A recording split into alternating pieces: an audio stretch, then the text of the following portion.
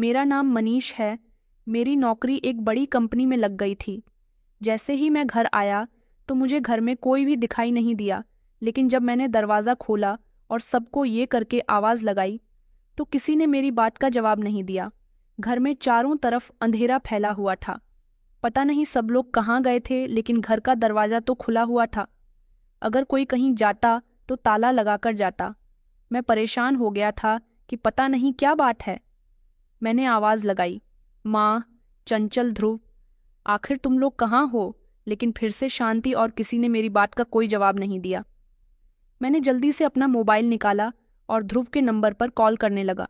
Mobile तो बंद जा रहा था। फिर मैंने सोचा कि मुझे किचन की तरफ जाकर देखना चाहिए। मैं अपने मोबाइल की टॉर्च ऑन करके किचन की तरफ गया तो वहाँ भी पूरी तरह से अंधेरा फैला हुआ था और किचन में भी कोई नहीं था। घर पूरा खाली पड़ा हुआ था और अकेला इस तरह घर को छोड़कर घरवाले न जाने कहाँ चले गए थे। मैंने लाइट ऑन करने के लिए स्विच की तलाश की और जब स्विच मुझे मिल गया तो लाइट भी नहीं खुल रही थी। समझ नहीं आ रहा था कि पता नहीं सबको क्या हो गया। मैं मोबाइल की रोशनी को फॉलो करते हुए धीरे धीरे अपने कमरे की तरफ जा रहा था, लेकिन जैसे ही मैंने अपने कमरे का दरवाज़ा खोला तो अचानक कमरे में रोशनी ही रोशनी फैल गई और एक जोरदार शेर ने मेरा स्वागत किया। हैप्पी बर्थडे भैया! मैं तो चौंक गया था। मैंने कमरे में देखा तो चारों तरफ लाइट और गुब्बारों से कमरे की सजावट की गई थी। बीच में केक रखा हुआ था और उसके इर्द गिर्द मेरे भाई बहन और माँ खड़ी हुई थीं। मैं बहुत खुश था और मैंने कमरे के अंदर जाते ही सबको गले लगाया। सबने मुझे दोबारा से हैप्पी बर्थडे विश किया। माँ ने कहा कि बेटा, जन्मदिन की बहुत बहुत बधाई हो। मैं तो शॉक्ड रह गया था कि मुझे इतना अच्छा सरप्राइज दिया गया था। मेरे भाई बहन मुझसे बहुत प्यार करते थे और मैं भी इनकी हर छोटी से छोटी और बड़ी से बड़ी ख्वाहिश का अच्छी तरह से ध्यान रखता था। जिंदगी इसी तरह से गुजर रही थी। दरअसल ये मेरे सगे भाई बहन नहीं थे, फिर भी मुझसे बहुत प्यार करते थे। उन्होंने जिस तरह से मुझे मेरा बर्थडे सरप्राइज दिया था, उसे देखकर तो मैं दंग रह गया था और मेरी खुशी के ठिकाने नहीं थे। जब मैं 15 साल का था तब मेरी माँ मुझे इस दुनिया से छोड़कर चली गई थी और मेरे पापा ने दूसरी शादी कर ली थी। हालांकि मैं अपने पापा की दूसरी शादी के बहुत खिलाफ रहा था। काफ़ी समय तक मैंने ना तो अपने पापा से बात की थी और ना ही अपनी दूसरी माँ से बात की थी। मेरी दूसरी माँ अपने साथ 114 साल के लड़के और 110 साल की लड़की को लेकर आई थी।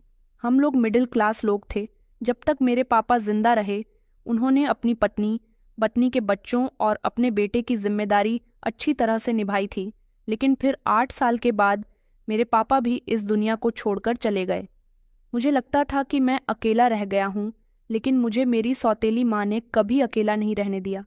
वो मेरे लिए मेरी सगी माँ से भी बढ़कर थी। पापा के मरने के बाद उन्होंने मुझे अच्छी तरह से संभालना था, क्योंकि पापा अपने जीते जी ही मुझे अच्छी एजुकेशन दिलवाकर गए थे। हालांकि मेरे सौतेली माँ का बेटा इतना पढ़ा लिखा नहीं था और ना ही उसका ध्यान कामकाज पर जाता था। वो ज्यादातर शरारतों में लगा रहता था। मेरी सौतेली बहन का राम, चंचल और सौतेले भाई का नाम ध्रुव था। उन लोगों के साथ शुरू से ही मेरी अच्छी बॉन्डिंग नहीं थी, लेकिन पापा के मरने के बाद उन्हें भी ये एहसास हो गया कि अब मैं अकेला रह गया हूँ। इसीलिए उन्होंने मेरे साथ बातचीत करना शुरू कर दिया, मेरे साथ अपनापन जताना शुरू कर दिया और फिर कुछ समय के बाद ही मैंने एक छोटी सी कंपनी में नौकरी करनी शुरू कर दी थी, क्योंकि पापा तो इस दुनिया से जा चुके थे और घर का खर्च अब मेरे कंधों पर आ गया था। लगभग 2 साल तक मैंने उस कंपनी में मामूली सी सैलरी पर नौकरी की, लेकिन अब मेरा गुजारा मामूली सी सैलरी में नहीं होता था, क्योंकि जो औरत घर में मौजूद थी वो भले ही मेरी सगी माँ नहीं थी, लेकिन वो मेरे घर के सारे काम करती थी। मेरे लिए खाना बनाया करती थी, मेरे कपड़े धोया करती थी, मेरे कमरे की अच्छी तरह से सफाई किया करती थी, मेरी हर छोटी से छोटी और बड़ी से बड़ी ख्वाहिश का ख्याल रखती थी। इसीलिए मैंने सोचा कि अब मुझे भी इन लोगों की ज़रूरतों को पूरा करना होगा। मेरी सैलरी भले ही कम होती थी, लेकिन मैं घर में सारा राशन भरवा दिया करता था और अपनी सौतेली माँ को पैसे भी दिया करता था कि उन्हें जिस सामान की भी ज़रूरत हो वो इन पैसों से ला सकती है। हालांकि सैलरी आने के बाद ही मेरे सारे पैसे ठिकाने से लग जाते थे। मेरे पास पूरे महीने कमाई करने के बाद भी कुछ नहीं बचता था, इसलिए अब मैं एक नई कंपनी में नौकरी के लिए गया हुआ था। मैंने वहाँ इंटरव्यू दिया तो बस मेरे दिल में एक यही ख्वाहिश थी कि यहाँ पर मेरी नौकरी लग जाए। ये बहुत बड़ी मल्टीनेशनल कंपनी थी। यह नौकरी करने के लिए बहुत सारे लोग तरस रहे थे।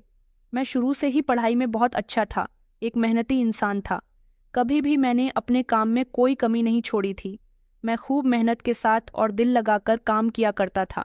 जिस कंपनी में मैं पहले काम किया करता था, वहाँ पर भी मेरी बहुत तारीफ की जाती थी, लेकिन वो लोग मेरी सैलरी नहीं बढ़ा रहे थे।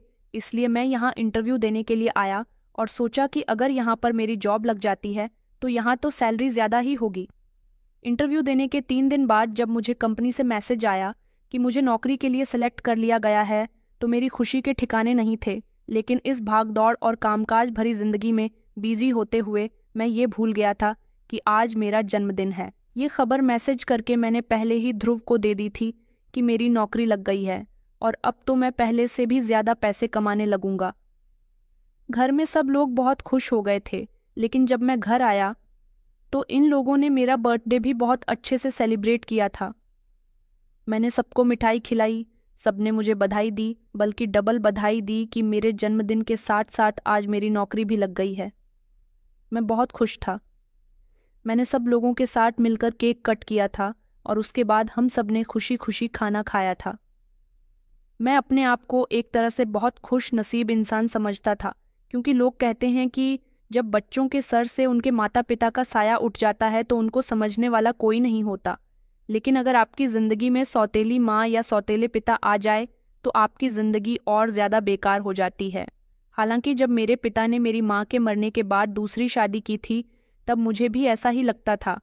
लेकिन वक्त गुजरने के साथ साथ मुझे ये सब कुछ गलत लगने लगा था, क्योंकि मेरे सौतेली माँ के अपने बच्चे होते हुए भी वो मुझे सबसे ज़्यादा प्यार किया करती थी। फिर उसके बाद ज़िंदगी बहुत हसीन लगने लगी। ऐसा लगता था कि ज़िंदगी में कोई परेशानी नहीं है। मुझे ना तो कभी अपनी माँ की कमी महसूस हुई और ना ही कभी ये महसूस हुआ कि मेरा कोई सगा भाई बहन नहीं है, क्योंकि ध्रुव और चंचल को ही मैं अपना छोटा भाई बहन समझता था।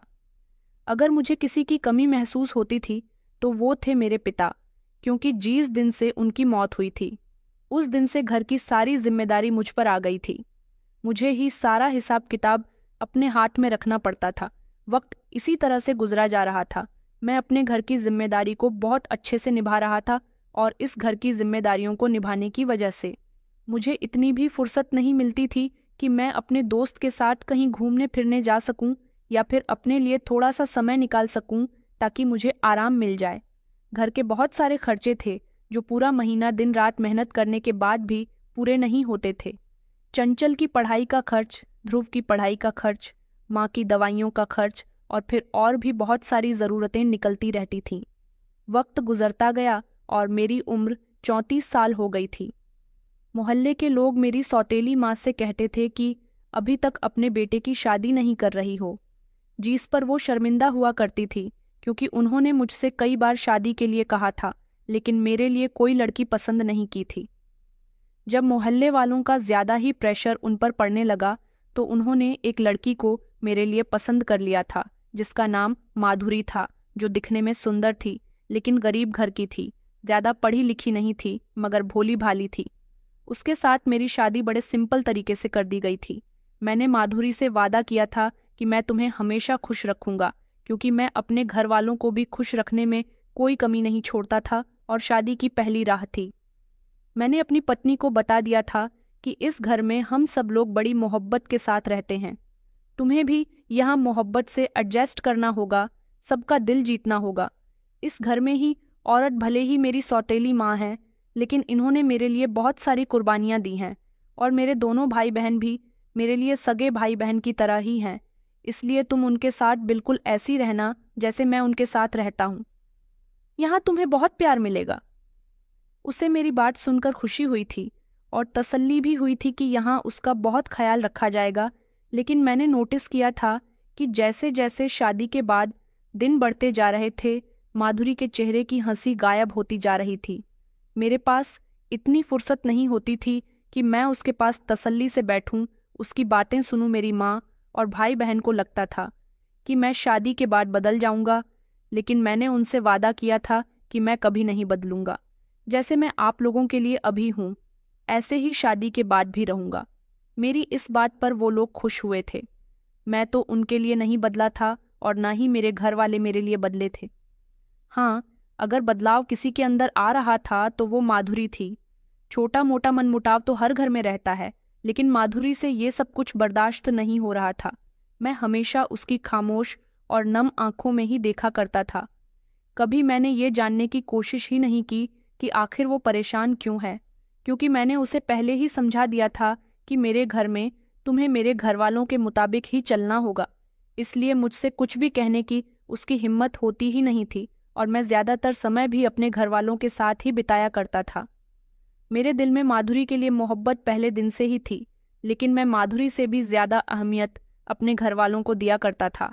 बस हमेशा मेरी यही कोशिश रहती थी कि उनकी जिंदगी में कोई कमी ना रहे। मैं उनकी हर ज़रूरत पूरी करना ही अपना कर्तव्य समझता था। मेरी सारी सैलरी मेरे माँ के हाथ में जाया करती थी और वो खुद घर का खर्चा अपने हिसाब से चलाती थी। मेरे पास अपनी पत्नी पर खर्च करने के लिए कुछ भी नहीं बचता था और वो इस बात का कभी मुझसे कोई शिकवा नहीं करती थी।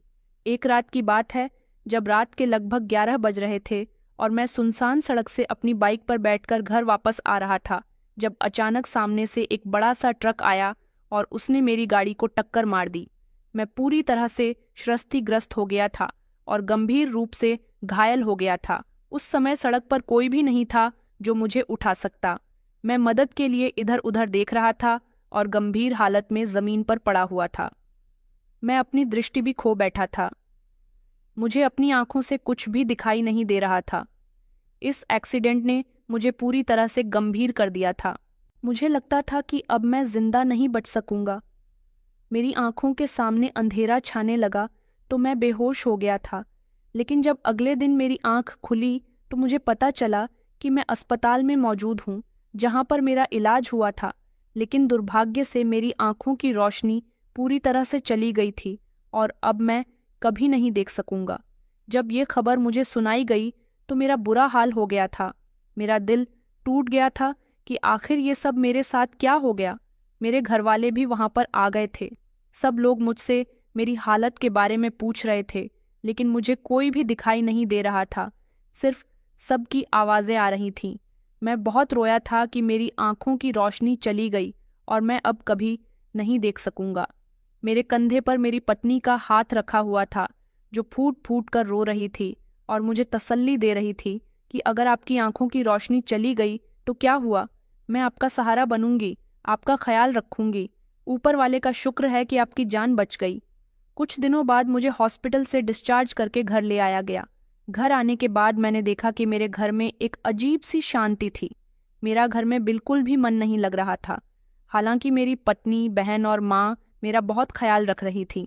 ध्रुव ने तो मुझे ये भी कहा था कि भैया, आपको परेशान होने की कोई ज़रूरत नहीं है। मैं किसी न किसी नौकरी का इंतज़ाम कर लूँगा, क्योंकि अब तो मैं कोई काम करने के लायक नहीं रहा था। मेरी आंखों से दिखाई नहीं देता था, इसलिए अब मैं ज़्यादातर घर में ही रहने लगा था। मगर घर में रहते रहते भी मैं बोर हो चुका था। एक दिन माँ ने मुझसे कहा कि बेटा, मैं जानती हूँ कि तुम्हारा घर में मन नहीं लगता। मैं चाहती हूँ कि मैं तुम्हें अपने साथ पार्क में लेकर चलूँ, ताकि वहाँ जाने से तुम्हें बाहर की ताज़ी हवा मिले। वैसे भी तुम्हारा एक्सीडेंट को पूरा 1 महीना हो गया और तुम बिस्तर से उठते ही नहीं हो। माँ के ऐसा कहने पर मैं उनके गले से लगकर रोने लगा था। माँ ने कहा कि बेटा चलो, अभी सुबह सुबह का समय है, मेरे साथ बाहर घूमने चलो, तुम्हें बहुत अच्छा महसूस होगा। मेरी पत्नी ने जल्दी से मुझे नाश्ता करवाया और माँ मेरा हाथ पकड़कर सहारा देते हुए मुझे अपने साथ घर से बाहर ले आई थी। घर से बाहर निकलते ही एक ठंडी हवा ने और धीमी सी धूप ने मेरा स्वागत किया था, जो मेरे शरीर को छू रही थी, जिससे मुझे अच्छा महसूस हो रहा था। माँ मुझे पार्क में लेकर आ गई थी। उन्होंने एक तरफ मेरे लिए चादर बिछा दी थी और उस पर मुझे बैठने के लिए कहा। उन्होंने कहा कि बेटा, यहाँ ठीक से बैठ जाओ। उन्होंने मेरी टांग को दूसरे टांग के ऊपर रख दिया था और कहने लगी कि ये योगासन होता है। इस तरह से अगर तुम बैठोगे तो तुम्हारे मन को शांति मिलेंगे और तुम्हारी सेहत में बढ़ावा होगा। मैंने माँ की बात को अच्छी तरह से समझ लिया था, जैसे उन्होंने मुझे बिठाया था। मैं वैसे ही बैठा हुआ था। माँ ने कहा कि बेटा, मैं अभी आती हूँ, तुम यहीं पर बैठे रहना और जब तक मैं नहीं आऊँ यहाँ से कहीं मत जाना। मैंने कहा, माँ, लेकिन आप कहाँ जा रही हो? माँ कहने लगी कि बेटा मैं एक तरफ बैठकर क्या करूँगी, इधर उधर ज़रा टहल लेती हूँ। मैंने कहा अच्छा माँ ठीक है, और फिर मैं योगासन की हालत में इसी तरह से बैठा रहा। मगर ना जाने क्यों मुझे अपने आसपास कुछ हलचल सी महसूस हो रही थी, और ऐसा लगता था जैसे कहीं पर किसी बर्तन में कोई चीज़ गिर रही है, क्योंकि बार बार कुछ खनकने की आवाज़ आ रही थी। वहाँ पर काफ़ी देर बैठने के बाद माँ मुझे वापस घर लेकर आई तो कहने लगी कि बेटा अब तुम्हें कैसा महसूस हो रहा है। मुझे सच में बहुत अच्छा महसूस हो रहा था। मैंने माँ से कहा, माँ आपका बहुत बहुत शुक्रिया, आज कई दिनों के बाद मैं अच्छा महसूस कर रहा हूँ। लेकिन जब मैं अपने कमरे में आया तो मेरी पत्नी मेरे बराबर में बैठकर रोने लगी। उसने रोती हुई आवाज में कहा कि मनीष आप अपनी माँ के साथ मत जाया करो, वो आपके साथ अच्छा नहीं कर रही है। मुझे तो आपकी हालत देखकर आप पर बहुत तरस आ रहा है। मैंने कहा ये तुम क्या कह रही हो, पागल हो गई हो क्या। वो कहने लगी कि मनीष मैं जानती हूँ कि आप उन लोगों के खिलाफ एक शब्द भी नहीं सुन सकते, लेकिन आज जो आपके साथ हुआ वो बिल्कुल भी ठीक नहीं हुआ। अभी माधुरी मुझे कुछ बताने ही वाली थी जब कमरे के अंदर माँ और चंचल की बोलने की आवाज़ आई। चंचल और माँ शायद कमरे में ही बैठ गई थी और उन्होंने मुझसे बातें करना शुरू कर दी। माँ ने कहा कि बेटा आज तुम्हें मेरे साथ बाहर जाकर बहुत अच्छा लगा ना, हम लोग कल भी चलेंगे, मुझे अपने बेटे पर बहुत तरस आ रहा है। ऊपर वाले ने उससे उसकी आंखों की रोशनी छीन ली। तुम फिक्र मत करो बेटा, हम हैं ना तुम्हारा ख्याल रखने के लिए। इतने में चंचल भी मेरे पास आ गई। मुझे महसूस हो रहा था कि वो मेरे बिल्कुल बराबर में बैठी हुई है। उसने कहा कि भैया मैं आपके पैर दबा देती हूँ, आज आप थक गए होंगे। मैंने कहा कि नहीं नहीं, ऐसा कुछ नहीं है, मैं नहीं थका हूँ, तुम जाकर अपना काम करो। लेकिन उसके बाद माधुरी की आवाज़ आना बंद हो गई। शायद वो कमरे से चली गई थी और मैं सोच रहा था कि माधुरी ने ये बात क्यों कही कि आज आपके साथ बहुत बुरा हुआ। मैं आपको बता नहीं सकती। हालांकि मेरे साथ तो ऐसा भी कुछ नहीं हुआ था। फिलहाल अगला दिन निकला तो फिर से माँ मुझे अपने साथ पार्क में लेकर चली गई और उन्होंने इसी तरह से मुझे धूप की जगह पर योगासन की तरह चादर बिठाकर बिठा दिया था और कहा कि बेटा मैं अब भी इधर उधर टहल लेती हूँ, तुम आराम से बैठे रहना, कहीं जाना नहीं, मैं भी यहीं पर ही हूँ। फिर काफ़ी देर तक मैं वहाँ पार्क में बैठे रहा। काफ़ी देर बाद माँ आई और मुझसे कहने लगी कि बेटा अब हम घर चलें, तुम्हें कैसा महसूस हो रहा है। मैंने कहा माँ मुझे बहुत अच्छा महसूस हो रहा है, यहाँ आकर मुझे महसूस ही नहीं होता कि मेरी आंखों की रोशनी नहीं है, ऐसा लगता है जैसा मैं सब कुछ देख सकता हूँ। उसके बाद माँ मेरा हाथ पकड़कर मुझे घर तक ले आई थी, लेकिन फिर वही बात माधुरी को मौका मिला तो वो फौरन मेरे पास आ गई और कहने लगी कि देखिए आपके साथ बिल्कुल भी अच्छा नहीं हो रहा, मैं आपको ऐसी हालत में नहीं देख सकती। आपको एहसास क्यों नहीं होता कि आपकी माँ और बहन आपके साथ क्या करना चाहती है। मैंने कहा तुम पागल हो गई हो क्या, कल भी तुम मुझसे इसी तरह की बात करने जा रही थी। मेरे साथ तो कुछ भी नहीं होता, बल्कि माँ मुझे मेरे फायदे के लिए पार्क लेकर जाती है, वहाँ मुझे योग करवाती है, मुझे ताज़ी ताज़ी हवा बहुत अच्छी लगती है। तुमसे तो ये काम होने से रहे माधुरी, अब सारी जिम्मेदारी मेरी माँ ही उठाती है और वो मेरा बहुत ख्याल रखती है। माधुरी की आवाज़ में घबराहट थी। उसने कहा कि आपको मेरी बात पर यकीन नहीं आता, लेकिन जिस दिन आपको उनकी सच्चाई पता चलेगी तो आप हैरान रह जाओगे। और फिर इसी तरह बात करते करते अचानक उसकी आवाज़ आनी बंद हो गई। माधुरी बहुत ज़्यादा अजीब हरकतें करने लगी थी, बात करते करते अचानक गायब हो जाती थी और ज़्यादातर मेरी सेवा भी नहीं करती थी। मेरा ख्याल भी ज़्यादातर मेरी माँ और बहन ही रखती थी, और ध्रुव, उसने तो नौकरी पर भी जाना शुरू कर दिया था। मैं अपने आप को बड़ा ही खुशनसीब समझता था जिसे इतना प्यार करने वाली माँ और भाई बहन मिले थे। कहीं न कहीं मुझे माधुरी से शिकायत रहने लगी थी, क्योंकि अब तो माँ और चंचल भी मुझसे उसकी शिकायत करने लगी थी। उन लोगों का कहना था कि बेटा हमेशा तुम्हारी पत्नी तुम्हारे काम करने से बचती रहती है, हमने कभी तुमसे तुम्हारी पत्नी की शिकायत नहीं की, लेकिन अब तो उसे हमेशा हमारा बेटा बोझ लगने लगा है। वो कहती है कि अब तुम किसी काम के नहीं रहे हो, वो तुम्हें छोड़कर जाना चाहती है, लेकिन हमने उसे बहुत समझाया, वो तो यही कहती रहती है कि इस घर में नहीं रहना बेटा, वो तुम्हारे अंधेपन से परेशान हो गई है। हमने उसे कहा भी है कि हमारे लिए हमारा बेटा बोझ नहीं है, हम उसका ख्याल रख सकते हैं। तुम्हें उसकी सेवा नहीं करनी मत करो, मगर वो तो कोई बात सुनने के लिए तैयार ही नहीं होती। घर कभी कोई काम नहीं करती, बस सारा दिन अपने मोबाइल में बिजी रहती है। माँ की बातें सुनकर मुझे बड़ी हैरानी हुई थी, क्योंकि ये तो मुझे समझ आने लगा था कि माधुरी मुझसे दूर दूर रहती है। रात को मेरे कमरे में आते ही सो जाती है, क्योंकि मुझे उसकी आवाज़ ज़्यादा नहीं आती। मुझे लगता है कि वो सो जाती है, और दिन में भी वो न तो मुझे खाना देती है और ना ही मुझे नाश्ता देती है। मेरे सारे काम ज़्यादातर मेरी माँ और बहन ही कर रही थीं। मुझे माधुरी पर गुस्सा आने लगा था। क्या वो मुझसे इस बात का बदला ले रही थी कि शुरू से ही मेरा प्यार अपनी माँ और बहन के प्रति था?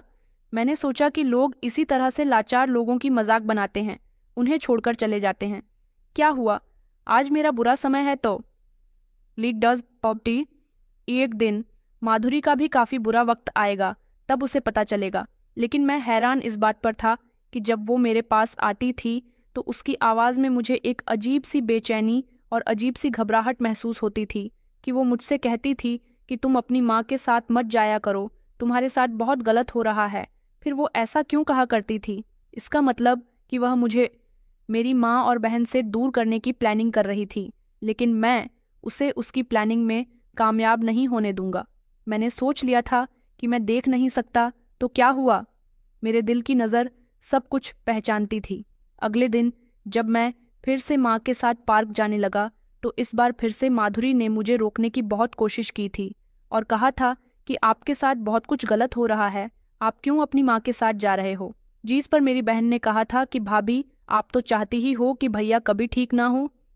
अगर माँ उनको घर से बाहर लेकर जाती है तो उनको अच्छा महसूस होता है, तो आपको इसमें क्या दिक्कत आ रही है? तभी माधुरी की एक रुहासा सी आवाज आई। उसकी आवाज में अजीब सी कपकपाहट थी। उसने कहा, तुम लोग मेरे पति के साथ बिल्कुल भी ठीक नहीं कर रही हो। अभी वो कुछ कहने ही वाली थी, इतने में मैंने अपना हाथ उठाकर कहा कि बस माधुरी, बस करो, खामोश हो जाओ। आखिर तुम क्या चाहती हो? तुम खुद तो मेरा ख्याल रखने से रहीं। अरे, कितने दिन हो गए हैं तुम रात को कमरे में आते ही सो जाती हो मेरे पास। जब भी बात करने के लिए बैठती हो मेरी माँ और बहन की बुराइयां ही करती रहती हो। जब भी मेरे पास आती हो बस यही कहती हो कि वो तुम्हारे साथ अच्छा नहीं कर रही। आखिर तुम कहना क्या चाहती हो? तुम्हें क्या लगता है कि तुम्हारे ऐसा करने से मैं अपने घर वालों से दूर हो जाऊंगा? ऐसा हरगिज भी नहीं होगा। माधुरी, अगर तुम मुझे छोड़कर जाना चाहती हो तो ठीक है, चली जाओ। अब मैं तुम्हारे काम का नहीं रहा ना। अब मैं अंधा जो हो गया हूं, इसलिए तुम्हें मेरी अहमियत नहीं है। मगर याद रखना, तुम्हें एक अच्छी पत्नी साबित नहीं हुई हो। तुम मुझे छोड़ना चाहती हो तो मैं भी तुम्हें खुशी खुशी छोड़ दूंगा। तुम्हारे रास्ते में कोई रुकावट नहीं आएगी। मैंने महसूस किया कि कुछ सेकंड्स के लिए तो माधुरी की आवाज निकलना बिल्कुल ही बंद हो गई थी। मुझे लगा जैसे वो मेरे पास नहीं है। मगर फिर उसने रोते हुए कहा कि मैं आपको छोड़कर कभी नहीं जाऊंगी, मैं हमेशा आपकी सेवा करूंगी। मैंने ऐसा नहीं कहा कि मैं आपको छोड़ना चाहती हूँ, बल्कि आपकी ऐसी हालत देखकर तो सबसे ज्यादा तकलीफ मुझे ही होती है। तभी माँ बोल पड़ी और कहने लगी कि बहू, तुम एक्टिंग तो बहुत अच्छी कर लेती हो, लेकिन याद रखना, मेरा बेटा अगर अपनी आंखों से नहीं देख सकता तो क्या हुआ? मैं उसकी माँ हूँ। और हाँ, तुम कभी हमें मनीष से दूर करने में कामयाब नहीं हो सकती। तभी चंचल कहने लगी कि माँ, क्यों इतना समय बर्बाद कर रही हो? भैया को लेकर जाओ, भाभी से तो कुछ नहीं होगा। माँ ने मेरा हाथ पकड़ा और कहने लगी कि चलो बेटा, हम लोग टहलने चलते हैं। और फिर इस तरह मैं माँ का हाथ पकड़कर उनके साथ चलते हुए पार्क में आ गया था। आज बड़ी अजीब बात थी। माँ ने मुझे एक नई जगह पर बैठाया था। यहाँ जमीन पर बैठने के बाद मैंने महसूस किया कि ये कोई नई और अजीब सी जगह थी। और फिर यहाँ बैठने के बाद भी मैं गहरी सोच में चला गया था। लेकिन मुझे ऐसा लगता था जैसे लोग मेरे बहुत करीब से गुजर कर जा रहे हैं, और एक अजीब सी खनकनाहट मुझे महसूस होती थी। मेरा ध्यान बार बार माधुरी की तरफ जा रहा था। जब मैं ठीक था तब मैंने उसको परेशान देखा था, मगर उसने कभी मुझसे मेरे घर वालों की शिकायत नहीं की थी। लेकिन अब तो वो हमेशा मुझे उनसे बचाने की कोशिश करती है। और फिर उसकी आवाज़ से मुझे ऐसा लगता था जैसे वो बहुत ही परेशान है, बहुत तकलीफ में है। मुझे एहसास हुआ कि मुझे एक बार ध्यान से उसकी बात सुन लेनी चाहिए। फिर मैंने सोचा कि नहीं, हो ना हो गलत माधुरी ही है। मैं माँ के साथ घर आ गया था। माँ ने मुझे आराम से मेरे बिस्तर पर बिठा दिया था। घर में एक अजीब सी खामोशी छाई हुई थी। मैंने महसूस किया कि कमरे में कोई नहीं था। मैंने माधुरी को आवाज़ लगाई, लेकिन पलटकर उसका कोई जवाब नहीं आया। मगर अचानक ही मुझे कोई बर्तन गिरने की आवाज़ आई थी।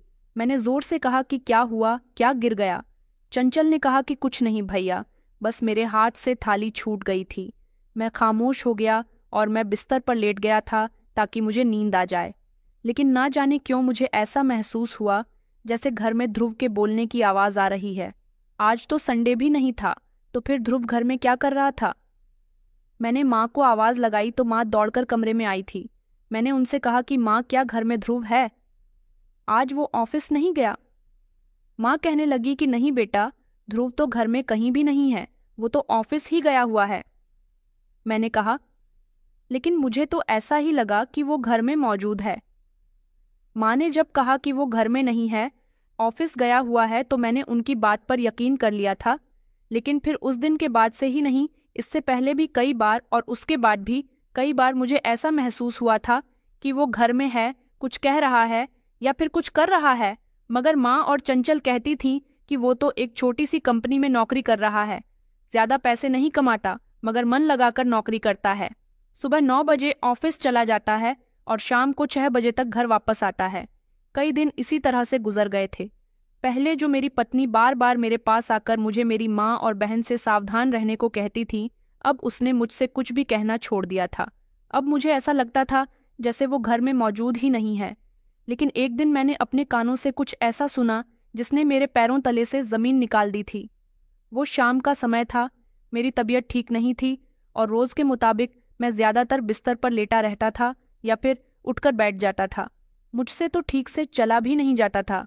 मैं आंखें बंद करके लेटा हुआ था।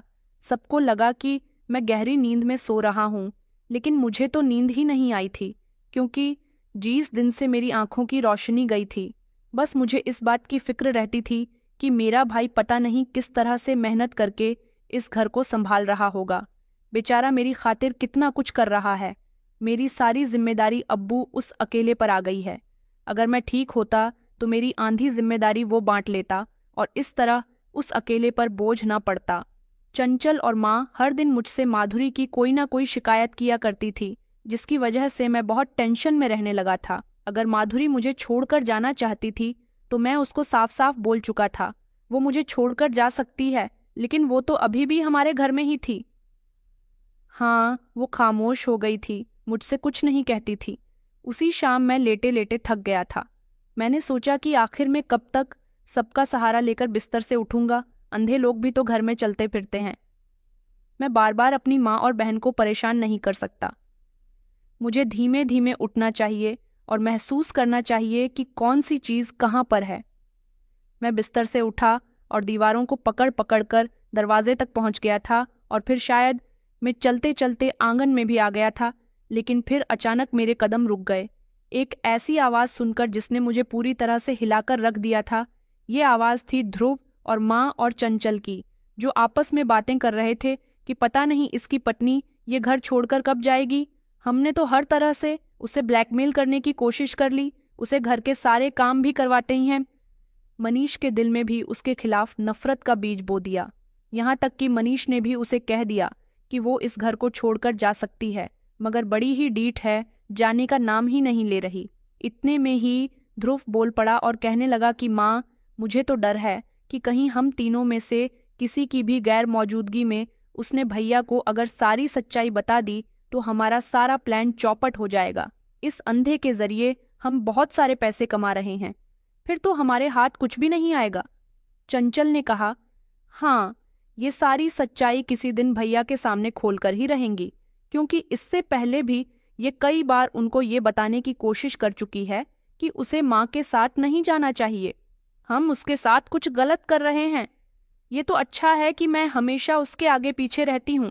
जब भी वो भैया से बात करने की कोशिश करती है, मैं उसका मुंह दबोचकर उसे बाहर खींच कर ले आती हूँ।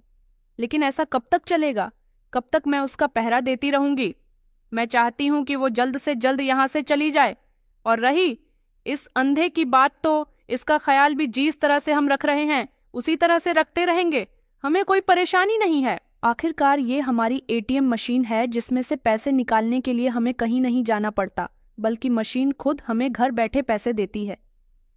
ये कहकर वो तीनों जोर जोर से हंसने लगे थे। माँ ने कहा, अच्छा अब खामोश रहो, देखो माधुरी किचन में काम कर रही है, उस पर नजर रखो, ऐसा ना हो कि हमारी बातों के चक्कर में वो मनीष के कमरे तक पहुंच जाए। इन पति पत्नी को एक दूसरे से दूर करने में हमें बड़ी मेहनत लग रही है। इन लोगों की बातें सुनकर मेरे कदम जहां थे वहीं पर रुक गए थे और मैं सोचने पर मजबूर हो गया था कि क्या मैं अपने कानों से जो सुन रहा हूँ वो सच है, लेकिन जो मैं सुन चुका हूँ वो मेरे लिए बिल्कुल भी ठीक नहीं है। मेरी आंखों में आंसू आ गए थे और अब मुझे यकीन आया था कि माधुरी कितने समय से मुझे इन लोगों से सावधान करने की कोशिश कर रही है, मगर मैंने उसे ही गलत समझा। मैं अभी जिस जगह पर खड़ा हुआ था वहीं पर मौजूद था। अचानक मुझे आवाज आई। चंचल ने कहा कि भैया, आप यहाँ पर क्या कर रहे हो? मैं कहाँ खड़ा हुआ था ये तो मुझे नहीं पता था, लेकिन जैसे ही मैंने चंचल को अपने करीब में महसूस किया, उसने मुझे थामने की कोशिश की, मगर मैंने उसे हाथ से पीछे हटा दिया और कहा कि तुम्हें क्या लगता है कि तुम लोग मुझे बेवकूफ़ बनाते रहोगे और मैं बनता रहूंगा? मैंने आज तुम्हारी सारी बातें सुन ली हैं। इतने में ही ध्रुव और माँ भी वहां पर आ गए थे और उन लोगों को भी पता चल गया था कि मैं उनकी सारी बातें सुन चुका हूँ। मैंने कहा कि मैंने तुम लोगों को इतना प्यार दिया, मान सम्मान दिया, इज्जत दी, लेकिन तुमने क्या किया? मेरी पत्नी पर जुल्म किया, मेरे अंधे होने का फायदा उठाया। मुझे बताओ, आखिर तुम लोग मेरे साथ क्या करते हो? और चंचल, तुम मुझे बताओ कि मुझसे तुम लोग किस तरह से पैसे कमा रहे हो? और ध्रुव, तुम इस्था में ऑफिस में होते हो ना, तुम घर में क्या कर रहे हो? और माँ, आप मुझसे मेरी पत्नी को दूर क्यों रख रही हो? चंचल, तुम मेरी पत्नी का पहरा क्यों देती हो? आज मुझे सारी सच्चाई सुनने के बाद बहुत अफसोस हुआ। मुझे ऐसा लगता है जैसे मैंने जिन रिश्तों पर अपना प्यार लुटाया वो मेरा सारा प्यार जाया गया। मैं रोने लगा था। इतनी ही देर में वहां पर माधुरी भी आ गई और उसने कहा कि आप यहाँ पर क्या कर रहे हो? आप बिस्तर से क्यों उठकर आए? वो मेरे बराबर में खड़ी हुई। उसने मेरा हाथ पकड़ा तो मैंने भी उसके हाथ को मजबूती से पकड़ लिया। मैंने कहा, माधुरी, तुम ठीक कहती थी, ये लोग मेरे साथ कुछ तो गलत कर रहे हैं। आज मैंने इनकी बातें सुन ली है। तुम प्लीज मुझे माफ कर दो। मैंने तुम्हें गलत समझा। मुझे लगा कि तुम मुझे मेरे घर वालों से दूर करना चाहती हो, मगर असल हकीकत तो ये है कि ये मुझे तुमसे दूर कर रहे हैं। इतने में ही माधुरी की एक जोरदार चीख निकली। मैं घबरा गया कि क्या हुआ? तुम्हें क्या हुआ है? माधुरी, मुझे बताओ। उसको मेरी माँ ने बालों से पकड़ लिया था और कहा था, ये तुम्हें क्या बताएंगे? हम तुम्हें बताते हैं कि हमने तुम्हारे साथ क्या किया। तुम हमारे किसी काम के नहीं रहे। जब तुम अच्छी कंपनी में नौकरी करते थे और बहुत सारे पैसे लाकर मेरे हाथ पर रखा करते थे, तब तुम हमारे बहुत काम के थे। लेकिन जब से तुम अंधे होकर घर में पड़े हो, हमारे किसी काम के नहीं रहे। इसलिए हमने प्लान बनाया कि हम दूसरे तरीके से भी तो तुमसे पैसे कमा सकते हैं। मैं तुम्हें किसी पार्क में नहीं लेकर जाती, बल्कि पार्क के बाहर चादर बिछाकर बैठा देती हूँ और तुम्हारे आगे कटोरा रख देती हूँ। लोग आते हैं और अपनी हैसियत के मुताबिक तुम्हें भीख देकर चले जाते थे और इस तरह 2-3 घंटे में तुम एक दिन की कमाई कर लिया करते थे। हाँ, ये कमाई तुम्हारे ऑफिस की कमाई से कम होती थी, मगर हमारा गुजारा तो अब भी तुम्हारी मेहनत से ही हो रहा है। लोगों को लगता था कि तुम अंधे हो, गरीब हो, इसीलिए वो तुम पर तरस खाकर तुम्हें भीख देकर चले जाया करते थे, जिसके बारे में कभी तुम्हें कुछ पता नहीं चल सका। मगर ये माधुरी हमेशा हमारी पोल खोलने पर डटी रहती थी। मुझे तो ये लड़की पहले से ही पसंद नहीं है। मैं नहीं चाहती थी कि तुम शादी के बाद अपनी पत्नी के कहने में रहो। इसीलिए हमने शादी के बाद ही इसे डराना, धमकाना और परेशान करना शुरू कर दिया। हमने तुम्हारे दिल में अपनी इज्जत इतनी बिठा दी थी कि लड़की तुमसे कभी भी कुछ कहती तो तुम उसका यकीन ही नहीं करते थे। और अभी जब ये हमारी नज़र से बचकर तुम्हें कुछ बताने की कोशिश करती तो हम इसका मुंह बंद करके खामोशी से इसे कमरे से निकाल दिया करते थे और ज़्यादातर इसे तुमसे दूर रखने की कोशिश करते थे। लेकिन आज तुम्हें सारी सच्चाई पता चल ही गई, तो अब इस लड़की की खैर नहीं। ये यहाँ रहकर मुफ्त की रोटियां तोड़ रही हैं।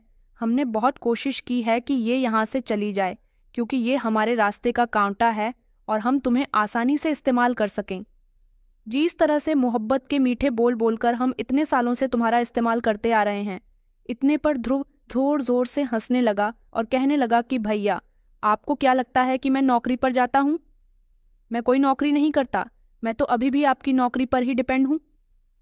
चंचल ने कहा कि संधि को बेवकूफ़ बनाना हमारे लिए शुरू से ही कोई मुश्किल काम नहीं रहा। इतना कहकर वो तीनों हंस रहे थे और मुझे शर्मिंदगी महसूस हो रही थी कि आज अगर मेरी आंखों की रोशनी नहीं है तो ये लोग मेरी मजाक बना रहे हैं। मुझे तो लगता था कि ये लोग मेरे सगे हैं, मगर आज जब मैंने खामोशी से उनकी बातें सुनी तो तब मुझे इनकी हकीकत के बारे में पता चला। मैंने कहा, छोड़ो मेरी पत्नी को खबरदार, अगर किसी ने इसे हाथ लगाया। माँ ने अभी भी उसके बालों को जोर से पकड़ा हुआ था। माधुरी ने कहा, मैं आपको कई दिनों से यही सब बताने की कोशिश कर रही थी, लेकिन इन लोगों ने मुझे बहुत परेशान किया। ये लोग मुझे इस घर से निकालना चाहते हैं, मगर मैं आपको इस हालत में छोड़कर कैसे जा सकती हूँ? आप मेरे पति हो, बस इसीलिए मैं आपको कभी छोड़कर नहीं गई, क्योंकि ये लोग बहुत ही खतरनाक हैं। मुझ पर भी बहुत अत्याचार करते हैं। आपकी माँ मुझ पर हाथ उठाती है और बहन मुझे आपसे दूर रखती है। और ये आपका भाई, ये तो सारा दिन घर में रहता है, कोई नौकरी नहीं करता। इसने ही ये आइडिया दिया था कि इस तरह से भी पैसे कमाए जा सकते हैं। आज माधुरी की कही हुई एक एक बात पर मुझे यकीन आ रहा था। ये यकीन अगर मैंने पहले कर लिया होता तो आज ये सब कुछ ना होता। माँ ने कहा, आज तुम जो चाहे उसको बता सकती हो, हम तुम्हें नहीं रोकेंगे। इसे सारी सच्चाई पता चलने के बाद भी हमें कोई फर्क नहीं पड़ता। बस हमें रास्ते से तो तुझे हटाना है। हम तो चाहते थे कि तू खामोशी से यहाँ से चली जाए, मगर अब तेरा इस घर से ही नहीं बल्कि इस दुनिया से जाने का समय आ गया। माधुरी जोर जोर से चिल्लाने लगी। ध्रुव ने उसको पकड़ लिया था और माँ शायद उसके लिए रस्सी लेने के लिए चली गई थी। वो दोनों भाई बहन मेरी पत्नी को मजबूती से पकड़े हुए थे। वो चिल्ला रही थी कि बचाव बचाव, छोड़ो मुझे। लेकिन मैं बहुत घबरा रहा था, क्योंकि मेरी आंखों के सामने अंधेरा था और मुझे नहीं पता था कि इस अंधेरे के पीछे मेरी पत्नी के साथ इस घर में क्या हो रहा है। वो जिस तरह से चिल्ला रही थी, उस हिसाब से यही लग रहा था कि उसके साथ कुछ गलत होने जा रहा है। मैं भी चिल्ला रहा था कि प्लीज उसके साथ ऐसा मत करो। तुम लोग जैसा कहोगे मैं वैसा करूंगा। तुम चाहते हो कि मैं भीख मांगूं, मैं भीख मांग लूंगा, लेकिन मेरी पत्नी को नुकसान मत पहुंचाओ। ध्रुव ने कहा, अरे अंधे, तेरी पत्नी बहुत चालाक है। आज हम इसे मारकर ही रहेंगे, इसका खेल खत्म करके ही रहेंगे, ताकि ये हमारे रास्ते की रुकावट ना बन सके। ये बात सुनकर तो जैसे मेरे पैर कांप उठे थे। उसे रस्सी से बांध दिया गया था और फिर से उसने जोर जोर से चिल्लाना शुरू कर दिया। वो कह रही थी कि माँ जी ऐसा मत करो, प्लीज ऐसा मत करो, मेरी जान मत लो। मैं इधर उधर हाथ पैर मार रहा था और ऊपर वाले से प्रार्थना कर रहा था कि वो इस समय मेरी पत्नी को बचा ले, इस मुसीबत से हमें निकाल दे, इन दरिंदों के चंगुल से हमें छुड़ा ले, क्योंकि प्रार्थना करने के अलावा मेरे पास कोई दूसरा रास्ता नहीं था। मैं अपनी पत्नी को बचा भी नहीं सकता था। मैं माधुरी माधुरी चिल्ला रहा था और इन लोगों के आगे गिड़गिड़ा रहा था कि वो माधुरी को कोई नुकसान ना पहुंचाए। माधुरी की आवाजें तेज हुई तो मैं भागने लगा। मुझे नहीं पता था कि मैं किधर की तरफ चल रहा हूँ। मैं हाथों से महसूस करते हुए इधर उधर जा रहा था, माधुरी को बचाने की कोशिश कर रहा था, लेकिन अचानक मैं दीवार से टकराकर गिर गया और जब मैं जमीन पर गिरा तो अचानक मुझे बहुत तेज चक्कर आया। मेरा दिमाग घूमने लगा, सर दर्द से फटने लगा। एक तरफ दिमाग में बहुत तेज दर्द तो दूसरी तरफ उन तीनों का कहना था कि आज हम तुझे नहीं छोड़ेंगे, आज तू मरकर ही रहेंगी। तो दूसरी तरफ माधुरी का जोर जोर से चिल्लाना, मुझे छोड़ दो, इस चाकू को नीचे करो, मुझे मत मारो। मुझे ऐसा लग रहा था कि जैसे मैं धीरे धीरे जमीन में धंसता चला जा रहा हूँ। ये सारा शोर मेरे दिमाग में घूम रहा था और अचानक जब मेरा सर जमीन पर लगा तो मैंने महसूस किया कि मुझे धुंधला धुंधला दिखाई दे रहा है। जब मैंने इधर उधर नजर घुमाकर देखा तो मुझे धुंधला धुंधला दिखाई दे रहा था, ऐसा जैसे सर्दियों में कोहरा होता है। मैंने अपनी आंखों को अपने हाथों से मसला तो फिर धीरे धीरे मुझे साफ साफ दिखाई देने लगा। मैंने महसूस किया कि मुझे आवाज़ कहाँ से आ रही है। जब मैंने उधर की तरफ देखा तो मेरी पत्नी के दोनों हाथ बंधे हुए थे। उसके एक तरफ ध्रुव खड़ा हुआ था तो दूसरी तरफ चंचल, और माँ चाकू लेकर उस पर वार करने ही जा रही थी जब मैं झटके से उठा और मैंने माँ को धक्का दिया। माँ जमीन पर गिर गई और चाकू भी दूर जा गिरा था। मुझे ऐसी हालत में देखकर वे तीनों हैरान रह गए थे और मेरी पत्नी, जिसकी आंखों में पहले से ही ढेर सारे आंसू थे, उसने कहा, मनीष आप, ये कहते हुए उसके शब्द कांप रहे थे। माँ की भी आंखें फटी की फटी रह गई थीं। वो जमीन पर इतनी जोर से गिरी थी कि उनसे उठा भी नहीं जा रहा था। मैंने ध्रुव को धक्का देकर जमीन पर गिराया और चंचल को भी धक्का देकर अपनी पत्नी से पीछे किया। वे तीनों हैरान रह गए थे कि मेरी आंखों की रोशनी वापस आ गई। मैंने अपनी पत्नी को संभालना, ध्रुव मेरे करीब मुझ पर वार करने के लिए आ रहा था। जब मैंने उस पर अपनी लात का एक जोरदार वार किया तो वो दूर जाकर गिरा था और ये सब देखकर ये लोग दंग रह गए थे। माँ और चंचल तो डरकर सहम गई थीं। गिरने की वजह से ध्रुव के चोट लगी थी, जिसकी वजह से वो अब उठने के काबिल नहीं रहा था और इन लोगों को यकीन आ गया था कि मेरी आंखों की रोशनी वापस आ गई है। मैंने अपनी पत्नी को बताया कि माधुरी, मैं देख सकता हूँ। माधुरी की आंखों में आंसू थे, मगर आज ये आंसू खुशी के थे। मैंने माधुरी के हाथ खोले और इन लोगों से कहा कि बस, अब बहुत हो गया, अब तुम लोगों के जुल्म मैं और बर्दाश्त नहीं करूँगा। मैंने जब माधुरी के हाथ खोले तो वो फौरन ही पुलिस को फ़ोन करने के लिए चली गई थी। फिर मैंने अपनी सौतेली माँ से पूछा कि आखिर आप लोगों ने मेरे साथ इतने सालों से अच्छा बनने का नाटक क्यों किया, जो अभी भी जमीन पर शर्मिंदा बैठी हुई थी। चंचल डरी हुई थी ताकि मैं उस पर हाथ ना उठा दूं। उन लोगों ने अब कुछ नहीं कहा, क्योंकि अब उन्हें जो करना था वो लोग कर चुके थे। अब मेरी बारी थी, क्योंकि वो जान चुके थे कि अब उनको उनके किए की सज़ा मिलेंगे। और फिर कुछ समय के बाद ही पुलिस घर आ गई थी और उन तीनों को अरेस्ट करके ले गई। पुलिस ने उनसे सारी सच्चाई उगलवा ली थी, जिससे ये पता चला कि मेरी सौतेली माँ शुरू से ही मेरा फ़ायदा उठा रही थी। उसने कभी अपने बेटे से नौकरी नहीं करवाई थी। मैं ही नौकरी करता था, पैसा कमाता था। वो मुझ पर प्यार इसीलिए लुटाती थी ताकि मेरा भरोसा जीतकर मेरी सारी कमाई अपने हाथ में रख सके। लेकिन जब मैं अंधा हो गया तब उन्होंने दूसरे तरीके से मेरा इस्तेमाल किया और मेरी पत्नी, जो कि मुझे ऐसी हालत में नहीं देख सकती थी, उसने इन लोगों से इस चीज़ का विरोध किया तो इन्होंने उसे अपने रास्ते से हटाने की कोशिश की, मगर वो मुझे छोड़कर कहीं नहीं गई। इस घर में जुल्म बर्दाश्त करती रही, लेकिन वो मुझे यहाँ बचाने की हर तरह से कोशिश करती रही। ऊपर वाले ने भी मेरे साथ चमत्कार किया था। अगर आज मेरी आंखों की रोशनी वापस नहीं आती तो मेरी पत्नी इस दुनिया से जा सकती थी और ये लोग ना जाने मेरे साथ भी क्या करते। मेरी पत्नी पर जानलेवा हमला करने के जुर्म में और मेरे साथ भी गलत करने के जुर्म में इन तीनों को सजा हो गई थी। मगर इस सब में मुझे ये सीख मिली कि जिन रिश्तों से हम अपनापन ढूंढते हैं, जरूरी नहीं कि वो लोग भी हम में अपनापन ही ढूंढते हैं। कुछ रिश्ते हमारा भरपूर फायदा उठाते हैं। तो दोस्तों, उम्मीद करती हूँ आपको हमारी कहानी पसंद आई होगी। कहानी पसंद आई है तो वीडियो को लाइक और चैनल को सब्सक्राइब करें। धन्यवाद।